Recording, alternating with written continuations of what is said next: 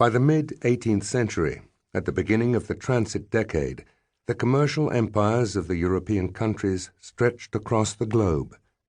International travel was possible along the established trade routes to distant destinations in the East and West Indies, Africa and Brazil.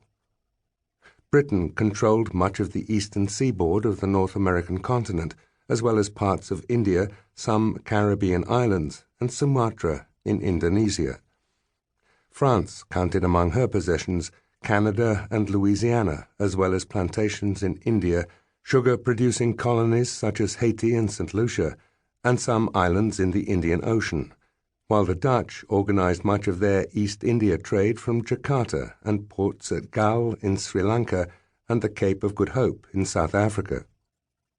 The East Indies, as it was known, comprised the Indian subcontinent and southeastern Asia, including Indonesia and the Philippines, while the West Indies were the Caribbean islands.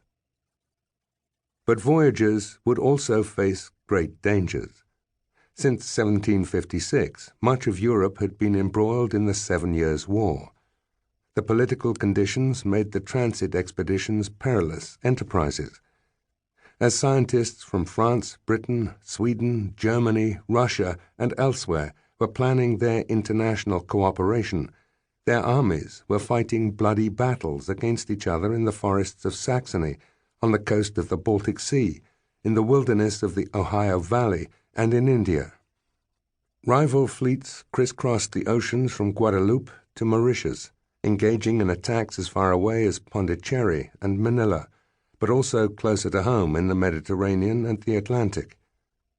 The war had its origins in the old European conflicts between the Hohenzollerns in Prussia and the Habsburgs in Austria, and in the ongoing imperial contest between Britain and the House of Bourbon, which ruled France and Spain.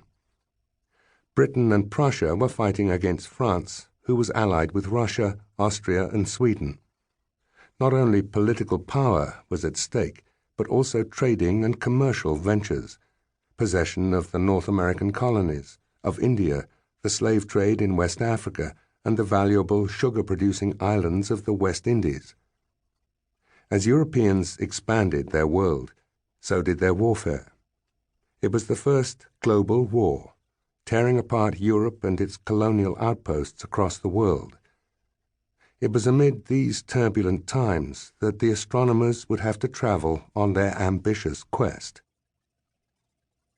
On 30th April 1760, 72-year-old Joseph-Nicolas Delisle, the official astronomer to the French Navy, walked to a meeting of the Académie des Sciences in Paris. Every Wednesday, academicians who studied in the fields of mathematics and astronomy assembled there to discuss experiments, projects, and current research. Delisle only had a short distance to travel. The Académie's rooms were in the Louvre, about a mile across the Seine from his small observatory at the Hôtel de Cluny, the administrative centre of the Royal Navy. The streets were narrow, but as Benjamin Franklin remarked a few years later, fit to walk and kept clean by daily sweeping. They were lined with large houses and busy with people on foot and in coaches. Men and women hawked their wares from stalls, everything from brooms to oysters and from eggs to cheese and fruit.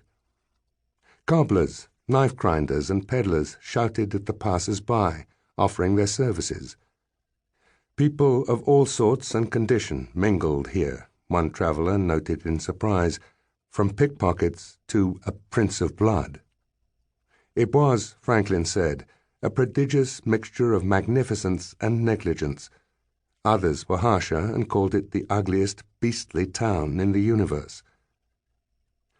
Delisle crossed the river by the Pont Neuf, a sturdy stone bridge famed as the haunt of performers, quacks, and tooth-pullers. The bridge was to the city, one Parisian said, what the heart was to the body, the center of movement and circulation. Turning left, Delisle faced the imposing facade of the Louvre at the next corner. France at that time was ruled by Louis XV, a king who had succeeded to the throne in 1715 at the age of 5.